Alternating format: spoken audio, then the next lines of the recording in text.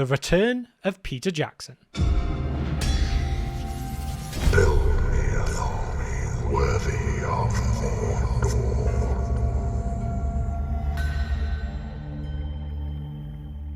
Hello guys, and welcome back to The Broken Sword. There's been some news coming out, and I thought it'd be good just to kind of sit down and have a little discussion with you guys, give some thoughts, read through the article, just do something a little bit different. And it all comes down to the fact that Peter Jackson and co. have announced that they are returning to Middle-earth. They are working on new films, and these are supposed to be coming out in 2026, or at least the first one in the slate. Now, this news I've only just seen myself, so I thought I'd just record off the fly, get some initial reactions. Now, this has appeared in a few different places, but I'm just going to use the Hollywood Reporter to go through, as it seems like they're pretty much all giving the same information. So, let's have a look. It's saying Peter Jackson is working on new Lord of the Rings films for Warner Brothers, targeting a 2026 debut. Now, there had been rumours of this before. Warner Brothers had said they were going to be making new stuff last year. And of course, we've got things like The War of the Rohirrim coming out this year. But it's great to hear that Peter Jackson, Philippa Bowens and Fran Walsh are all coming back to work on this together. After all, they are the team who made the greatest trilogy ever.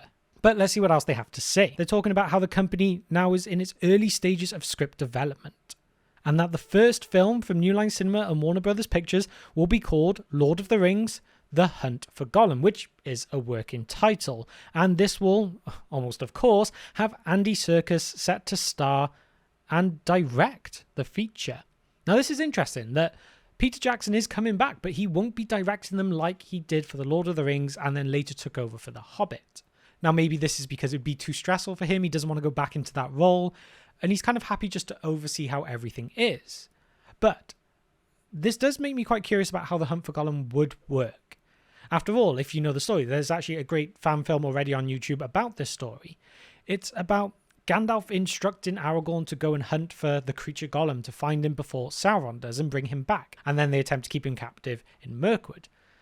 But the question is, if Andy Serkis is going to return to star, then obviously he's Gollum, but it's supposed to be a younger version of Aragorn from before The Lord of the Rings, although admittedly he age-wise shouldn't look too much different.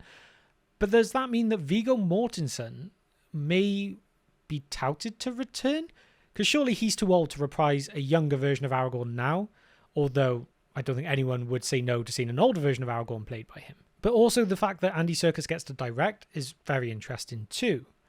Now, for those of you who don't maybe know too much about the making of The Hobbit, Andy Serkis did do a lot of second unit directing, so that meant a lot of the battle scenes and things like that. He was in charge of directing those, where Peter Jackson was doing all the main stuff.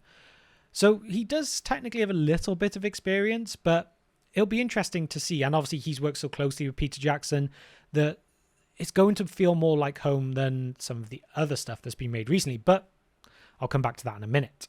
But continuing on with the article, it says that Peter Jackson, Fran Walsh and Philippa Bowens will be involved every step of the way, and Bowens and Walsh will write the screenplay, which is a deal that covers 2 films in the franchise.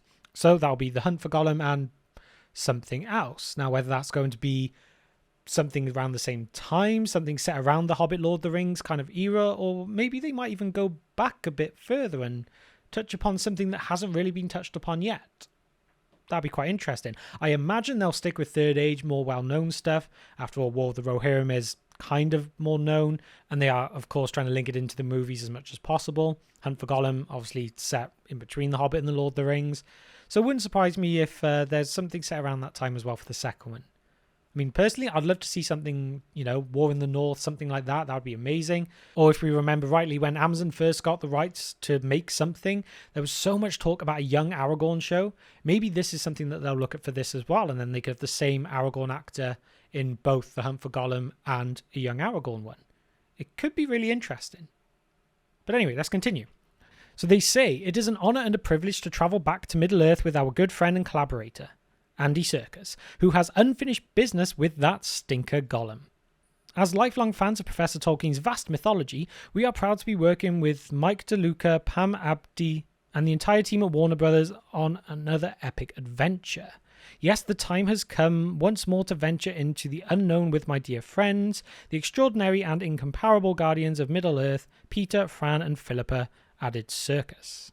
Okay, and then the article kind of just continues with a couple of things saying about how good the previous movies were, how Warner Brothers wanted to make more, how they brought on Andy to direct The Hunt for Gollum, and yeah, and kind of also mentioning about Amazon creating its own, and in fact how Peter Jackson, Fran and Philippa were in fact quite frustrated that they kept being linked with the Amazon show when they never had anything to do with it. Now, this does bring up an interesting point, is this being made as a competitor to Amazon? Do they almost want to take all that negative energy that has come from what Amazon has produced and turn it into something positive for us all to focus on? It could maybe be a bit genius on their part to try and strike while everyone is frustrated. There is still enough talk about how Amazon have failed quite badly on the first seasons of The Rings of Power, and it's going to be very hard to bring it back. So if Peter Jackson can come back with something great, then that's really going to bring the fandom back up to a much more positive level.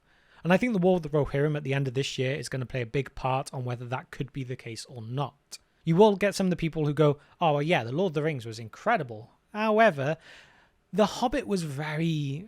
and it only seems a bit better these days because of how negative everyone has been towards The Rings of Power. But Peter Jackson was in charge of that. However, we do need to remember that Peter Jackson, although he was kind of having a more background role, he was brought on last minute to direct and try and do stuff with that when he didn't have the years of preparation, which by the sounds of it, he has had now. If they were in discussions last year about starting all this, Peter Jackson and his team could already be a good year into preparing stuff for a film that's not even going to come out for another 2. Now that's what we want to hear. These are guys who do so well with the preparation time, and they have made some of the best films in history by having that. So surely giving them that again is the obvious thing to do. My only worry perhaps with all this is the subject matter of these films. Now, The Hunt for Gollum is and can be very interesting to a certain degree. However, there is a very well received short film on YouTube for this. Yes, okay, it's very low budget. It's not exactly a Peter Jackson production, but it is still a good Tolkien short film. Does this really need to be told again, especially after the failure of the game Gollum? They seem to be so focused on that character, and it worries me that they're not trying to look further afield at all these other interesting characters and keep just coming back to this one over and over again. Yes, Gollum is a tragic character and an interesting one, but you've got an entire history of Middle-earth to deal with. Why keep coming back to the same point? When we perhaps get more of an idea what the second film is as well, we might be able to see if this is more just trying to focus on something that we don't really need, or if they're trying to do something new. Maybe they're doing Gollum because it is familiar and it's to bring everyone back in, or maybe they're doing it almost out of laziness because they have Andy Serkis and it feels like, well, why don't we use him while we got him rather than wish we had when he's gone? But that is pretty much all we're getting from this. There's not much information. The big thing, of course, is Peter Jackson is back and he is behind the production. Now, hopefully, of course, this goes better than The Hobbit did and it can get anywhere close to what The Lord of the Rings was. We know the first one will be The Hunt for Gollum, and there is a second one that is going to be planned as well. Whether these are all going to be set around that very specific Third Age time that we've already seen, or whether perhaps the other film is going to go look at something a little bit more different, we don't know. But I'd be curious to know from all of you, what do you think? What would you like to see? Are you happy that they're looking at The Hunt for Gollum, or do you kind of wish that they went for something new, a character we haven't seen before, or one that we just haven't seen that much of? That's kind of where I'm feeling with this news, but I can never be sad if Peter Jackson is returning to Middle-earth. After what we have received from Amazon so far, it's definitely something that I've been hopeful for.